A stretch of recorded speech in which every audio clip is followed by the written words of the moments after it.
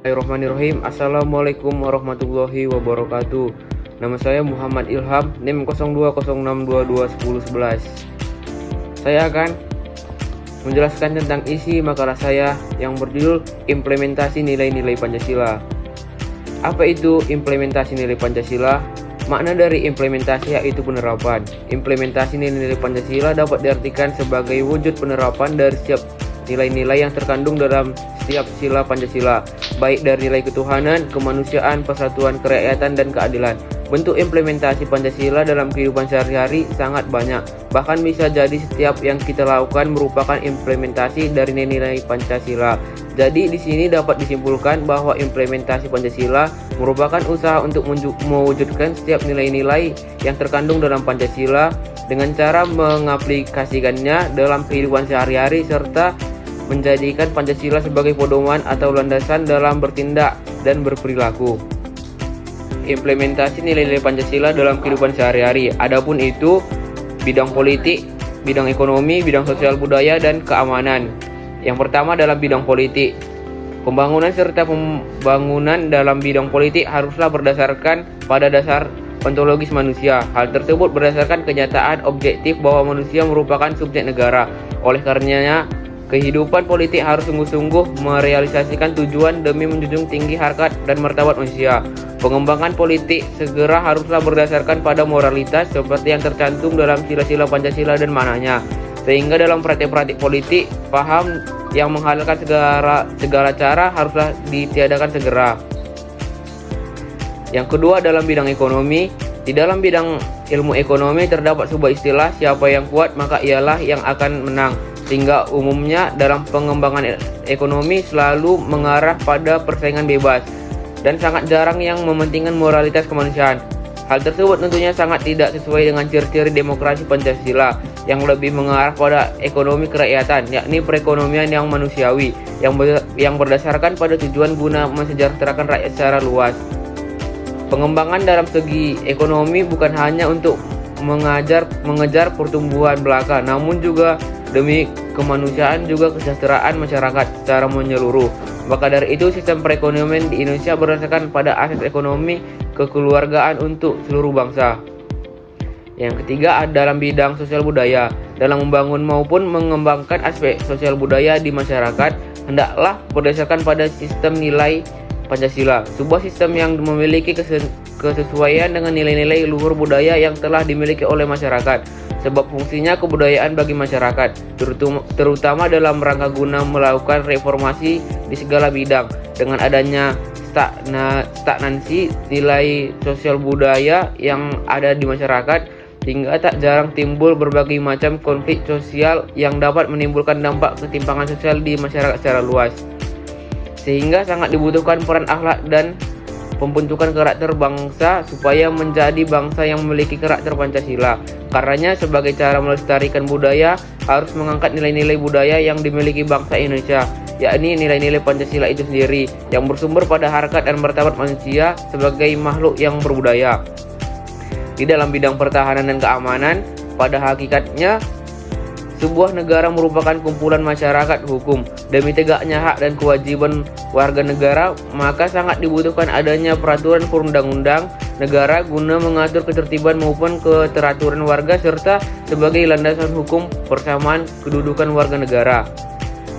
Contoh implementasi atau penerapan sila pertama, yaitu beriman dan bertakwa, yang artinya secara sadar dan patuh melaksanakan perintah Tuhan. Setiap umat harus mempelajari agama dan mengamalkannya.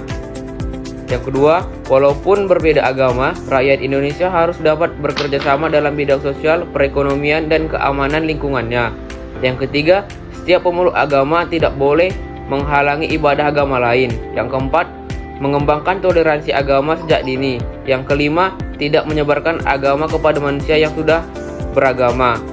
Contoh implementasi atau penerapan sila kedua. Yang pertama, sesama manusia tidak boleh saling melecehkan. Yang kedua, sesama manusia punya rasa memiliki atau mau berkorban. Yang ketiga, menjaga keseimbangan antara hak dan kewajiban.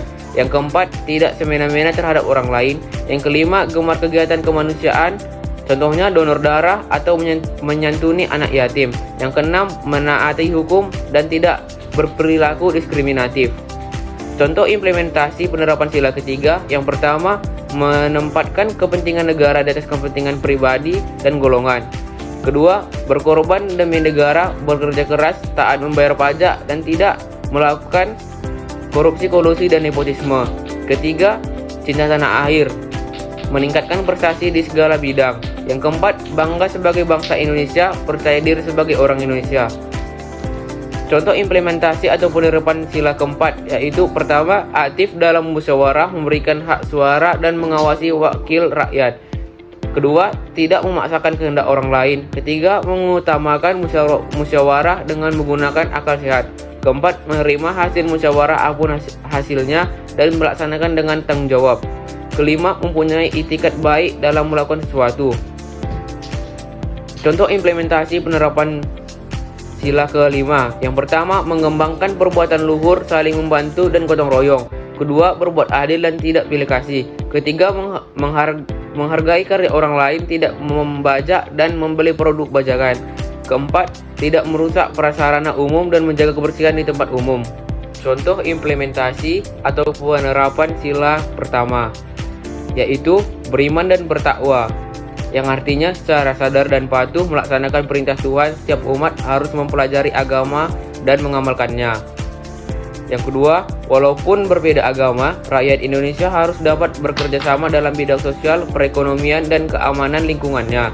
Yang ketiga, setiap pemeluk agama tidak boleh menghalangi ibadah agama lain. Yang keempat, mengembangkan toleransi agama sejak dini. Yang kelima, tidak menyebarkan agama kepada manusia yang sudah beragama.